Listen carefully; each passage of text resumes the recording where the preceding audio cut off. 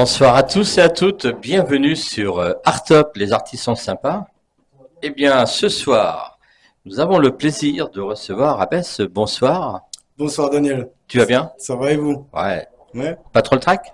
Bah un petit peu quand Un petit même. peu quand même? Ouais. Être Ouais, moi je face à connais vous pas les pour la questions. première fois, on se connaît pas bien donc Ouais, c'est vrai. on va faire connaissance. Bah exactement. Mm. Tu es né à Djibouti, Tout à fait. tu es arrivé, tu avais 6 semaines, Ouais, hein, exactement. Tout exactement, bébé. tout bébé. Ouais. Et alors, quel a été ton premier contact avec la musique? Mon premier contact avec la musique, c'était parce que je viens d'une famille de musiciens. Ma mère est prof de musique, prof de D'accord. piano, exactement. Et mes sœurs jouent du piano aussi. On est vraiment une famille de musiciens qui est basée sur le piano, mais après un peu tout. Il y a des violonistes, et puis voilà, il y a moi, côté urbain. Voilà. Tu joues d'un instrument de musique, tu fais du Alors, piano? j'ai voulu faire du violon et du piano quand j'étais petit, Ouais, mais ma mère me courait après. Et, du coup, elle a vite abandonné. C'était plus du sport qu'autre chose. C'était plus du sport que de la musique. c'est vrai. Ouais, ouais, j'étais un petit peu dissipé. Et puis bon, bah, après ça, j'ai quand même eu une très très bonne éducation musicale grâce à eux, mais je me suis plus orienté vers le côté urbain, le rap, après, plus tard, l'afro et compagnie. Voilà. Ah, t'as commencé par du rap? Ou Je t'as crois que la commencé par première l'afro? fois, j'ai commencé par du rap, parce qu'à l'époque, c'était vraiment rap français. Je crois que le premier son que j'ai écouté, c'était à l'époque, c'était peut-être Benebi, donc c'est vraiment il y a très très longtemps. Et puis après, voilà, NTM, IAM, comme tout le monde, tous ceux de ma génération qui ont découvert cette culture urbaine, et Booba avec Lunatic, et jusqu'à après encore Alibi Montana, voilà. On va dire que j'ai traversé un petit peu les époques en tant qu'auditeur. Bon, tu sais qu'Alibi Montana a ouvert cette agence Ouais, qui c'est est pour toute ça pour que, les artistes, bien sûr. mais qu'il a ouvert également ce média. Bon, il y avait de la place et donc on Mhm. s'est dit, voilà, il s'est dit, on va faire un petit média pour la chaîne YouTube C'est qui très s'appelle bien. Artop. Ah, Voilà. bah, c'est très bien. Big up par top, du coup. Ouais, bah ouais. Comment tes parents ont réagi lorsque tu as exprimé ta passion pour la musique? Ma mère très bien, mon père beaucoup moins bien dans le sens où il m'a jamais rien interdit dans la vie au niveau de mes passions, mais pour lui c'est pas un boulot concret. Il fait partie d'une génération où est-ce qu'il faut remplir d'abord le frigo et puis il y a des valeurs dans le boulot qui sont assez primordiales qu'on retrouve pas forcément dans la musique en premier lieu, mais après en vrai quand il a compris que c'était vraiment un boulot et que c'était plus qu'une passion, euh, il me soutient aujourd'hui. Ouais. Ouais. Y a-t-il un moment où que tu as réalisé que la musique serait une part importante de ton identité? Ouais, c'est totalement mon identité avec les voyages et je pense que les deux sont largement compatibles. Faut savoir que j'ai vraiment eu la chance de voyager très jeune et que, évidemment, quand on voyage aussi, on découvre les cultures musicales de chaque pays. Et j'ai réussi à faire un pont entre les deux. Et du coup, voilà, j'ai toujours été attiré par la musique et par les voyages. Tu es reparti à Djibouti Cette année, il n'y a cette pas année? longtemps. Il n'y Ouais, a pas longtemps, pour la première fois. c'est vrai? Ouais, ça faisait très longtemps. Du coup, c'est un petit peu paradoxal, mais pour quelqu'un qui a pas mal voyagé, c'était bizarre. Enfin, c'est pas forcément compréhensible le fait de pas revenir dans son pays. Mais j'avais besoin de prendre du temps, j'avais besoin de découvrir le monde. Et puis après avoir découvert une petite partie du monde, j'avais envie de partager tout ça avec mon pays et mes racines. Donc je suis reparti. Et tu as de la famille là-bas? Ouais, j'ai Ouais. de la famille là-bas, j'ai des cousins que je passe le salam. Voilà, la caméra, ils seront contents. Ouais, ouais, Djibouti, c'est à la fois, il y a quand même il y a des pays frontaliers comme la Somalie, l'Éthiopie. Donc il y a le Yémen qui est en face aussi. Donc il y a du monde à Djibouti. Mais à la fois c'est tout petit et du coup, bah, quand on revient, c'est normal de trouver des gens de chez soi, enfin de la famille, c'est On assez facile. accepte le rap là-bas, dans ce pays. Alors c'est un pays musulman, donc la musique, c'est pas forcément ce qu'il y a enfin, c'est pas ce qu'on va capter tous les jours parce qu'évidemment, ils sont dans un régime qui est très religieux. Mais les Djiboutiens, c'est des fêtards aussi. Ils aiment beaucoup. C'est des bons vivants. C'est des très, très bons vivants. Et du coup, ouais, la musique est quand même assez bien acceptée au niveau du quotidien. Le rap en particulier. Le rap en particulier, le rap français, parce que Djibouti est francophone. Mais ça serait plus quand même tout ce qui est afro. Voilà. Plus musique afro-francophone avec tout ce qu'on écoute aujourd'hui, que ce soit les NASA, les Franglish, tout ça, c'est vraiment écouté à Djibouti, ouais. À quel moment as-tu réalisé que la musique était plus qu'un simple passe-temps et que tu voulais vraiment en faire une carrière? Ben, assez tard, à 30 ans, parce que je suis parti à La Réunion, on a fait un clip avec mon associé et qui à l'époque me produisait totalement. Aujourd'hui, on est en coproduction qui s'appelle Force Tranquille, donc c'est un label de La Réunion, avec qui on a monté un gros studio à Saint-Denis et ben, on a fait un clip quand j'avais 30 ans qui a, entre guillemets, un petit peu marché, il a été assez propulsé. Du coup, je me suis rendu compte qu'on pouvait essayer peut-être d'être un peu plus sérieux et professionnel dans ce qu'on aime faire, quoi, tout simplement. Comment ton environnement familial Mhm. ou culturel a-t-il influencé ton parcours musical? Alors, comment mon entourage a un petit peu... C'est ça la question? Comment ton entourage a influencé ton parcours musical? La famille, les amis? Alors, la famille, oui, parce que du fait d'être issu d'une famille de musiciens, j'ai eu la chance de découvrir plein de musiques différentes. Aussi bien, ma mère était fan de variété française. Donc, quand même, on a une belle langue, on a une belle plume, les Français. Donc, il y a eu ce côté-là très basé sur les textes qui viennent de la variété. Et puis, plus après, tout ce qui est jazz, soul, qui est un petit peu plus du côté de mon père. Y a-t-il un artiste ou un groupe musical qui t'a particulièrement inspiré? Dans le rap, comme la plupart, on va pas se mentir, je pense des monstres comme Booba. Voilà, pour la longévité, pour le fait qu'il ait traversé des époques, qu'il ait quand même essayé de ramener, pris des risques et ramener des sonorités assez différentes selon les années. Et puis après, rap américain, j'aime bien tout ce qui est... bon, on écoute moins aujourd'hui, mais il y a eu vraiment une époque Young Thug, où est-ce qu'il a ramené pareil une espèce d'énergie un petit peu farfelue, des sonorités un petit peu plus risquées.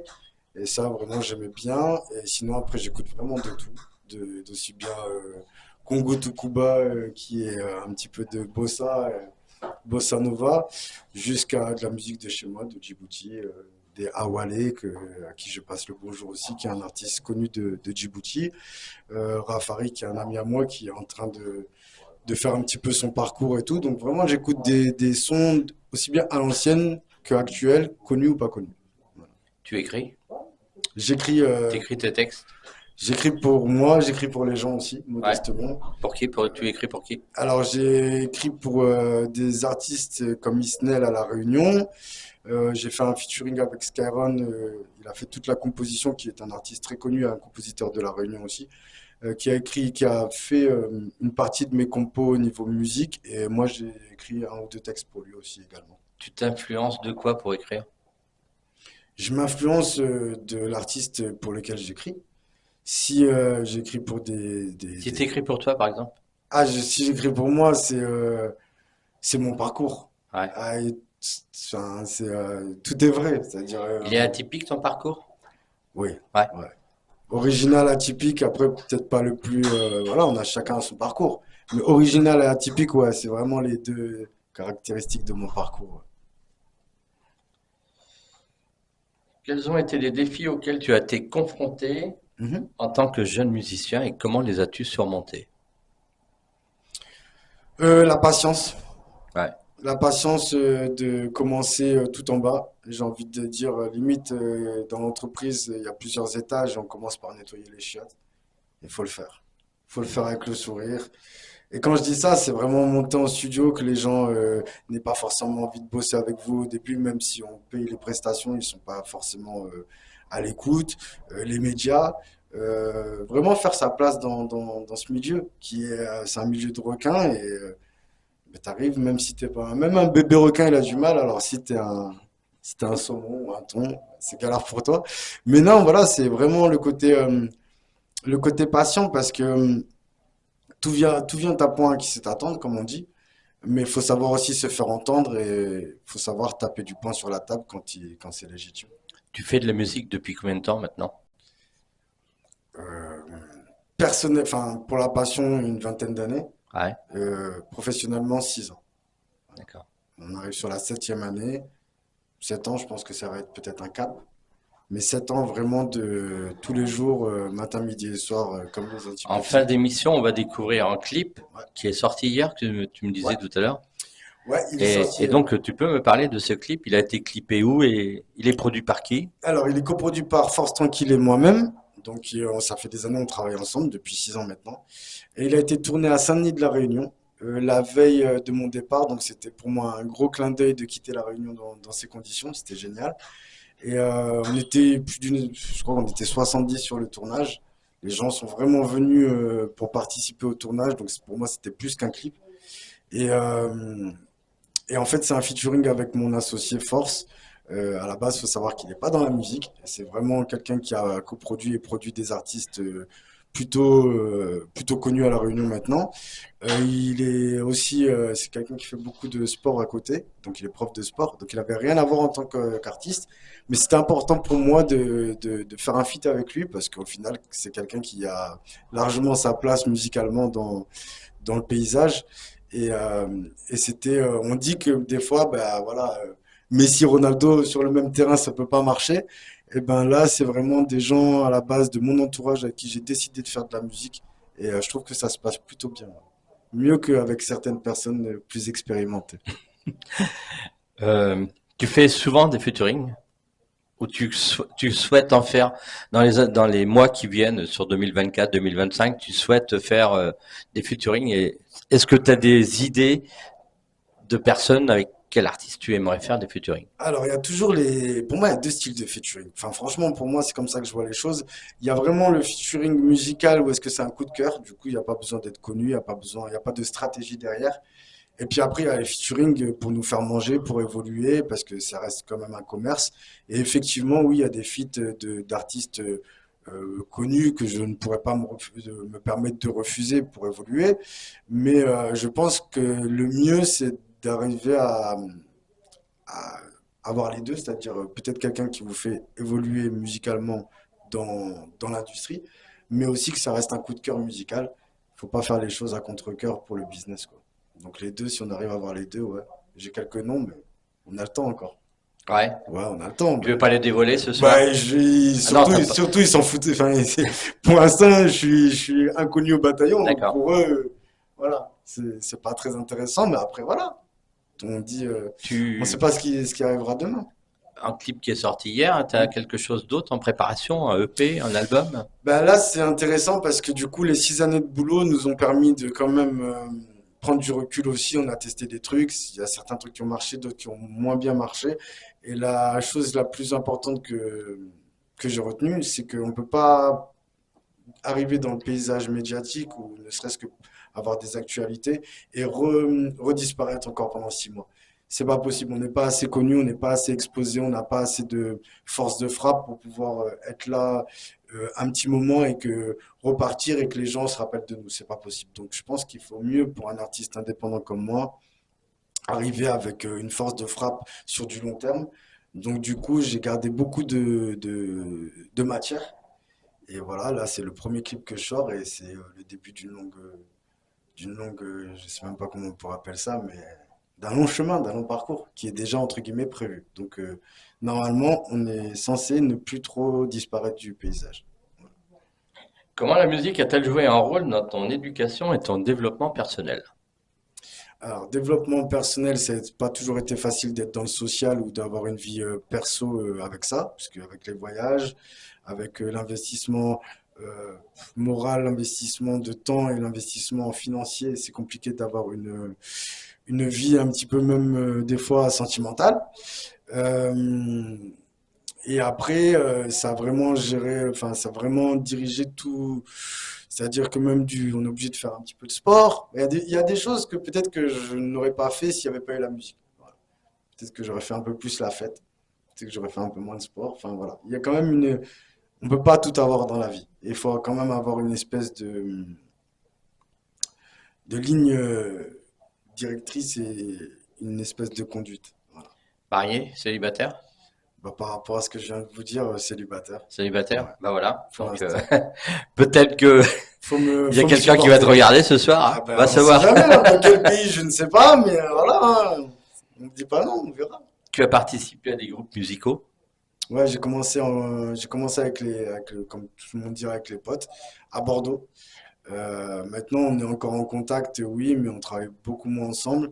Après, il y a des artistes à qui je suis qui sont aussi bien des frérots, mais qui, eux, font leur parcours aussi, comme Fello, Fe2LO, qui est un artiste de Bordeaux qui est en pleine expansion.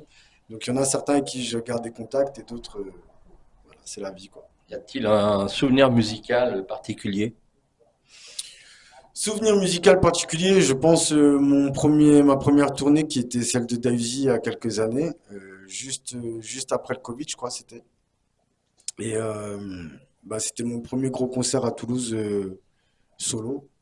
Et je pense que c'est là, je me suis rendu compte que j'aurais beau déménager, c'est sur scène que je veux vivre. Donc c'était vraiment pas mal pour moi de découvrir ce truc-là. Tu aimes te produire en public? C'est paradoxal parce que à la fois je pense quand même assez timide et réservé et à la fois il faut quand même être un minimum égocentrique ou être à l'aise avec la foule pour pouvoir faire ce métier.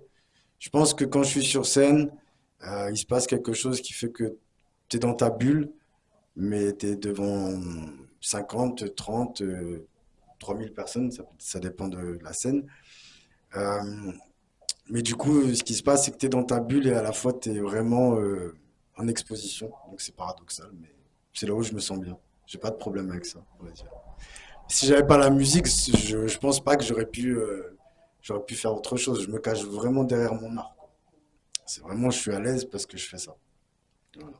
Alors, comme tu aimes te produire, on te dit demain, tu vas faire une grande scène parisienne. Ouais, C'est quoi ton rêve? Quelle scène tu aimerais faire?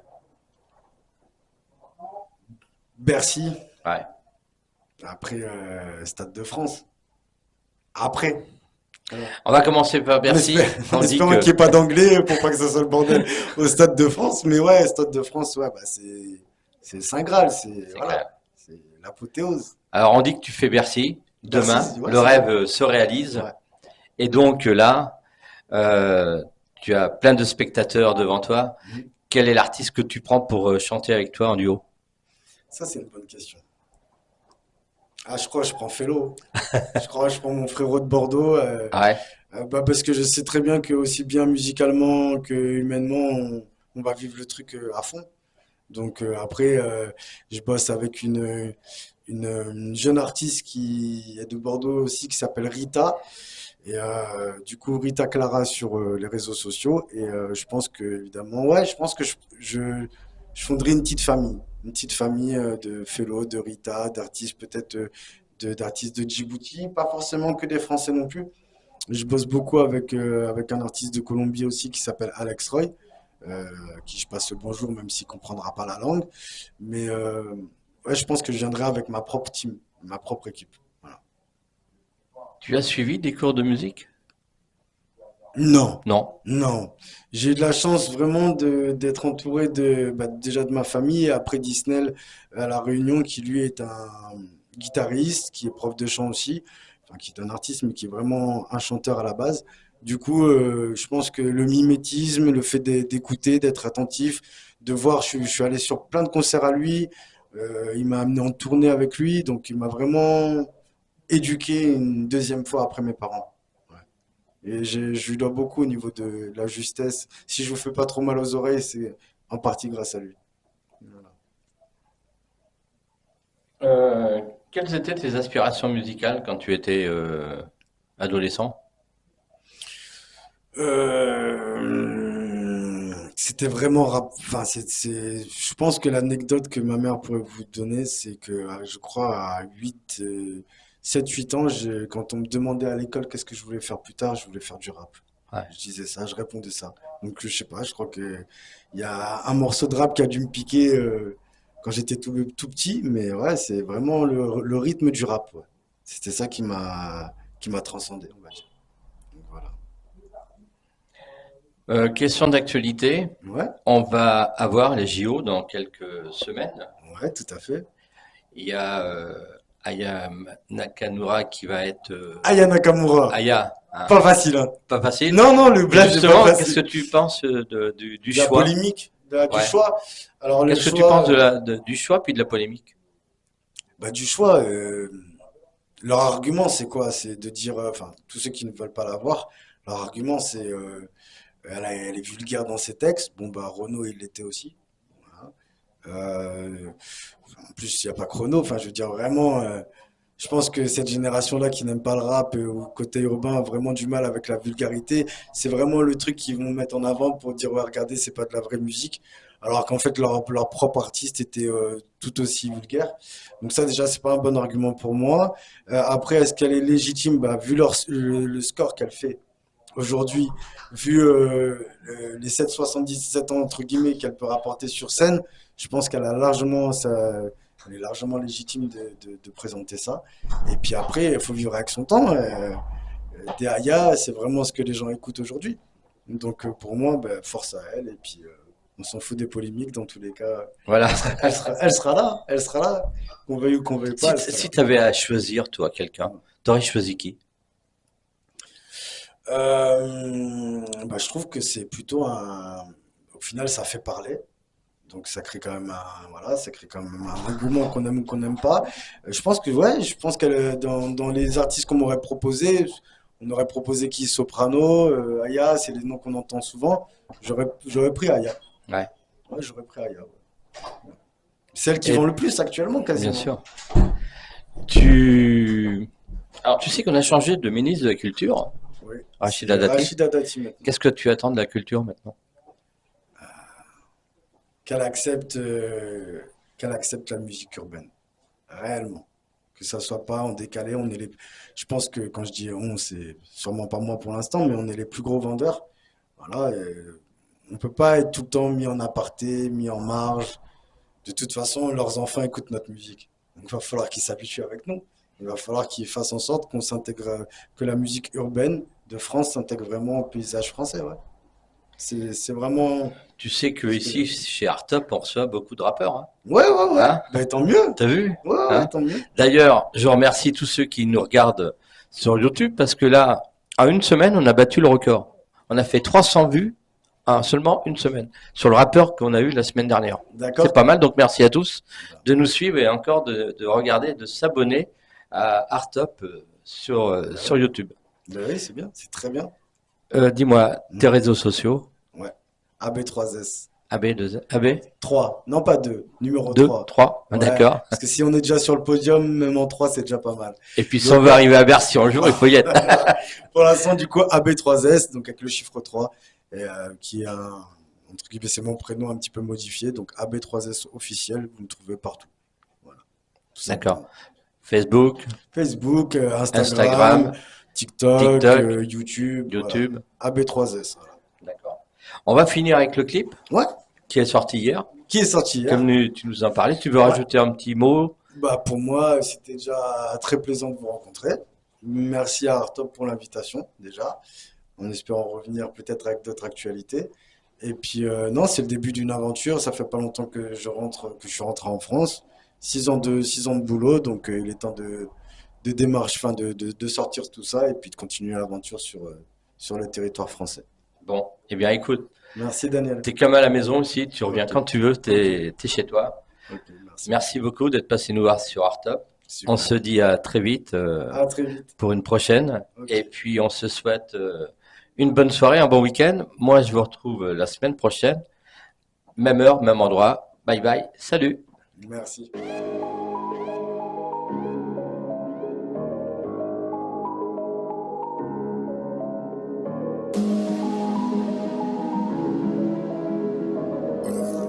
Laser on the track.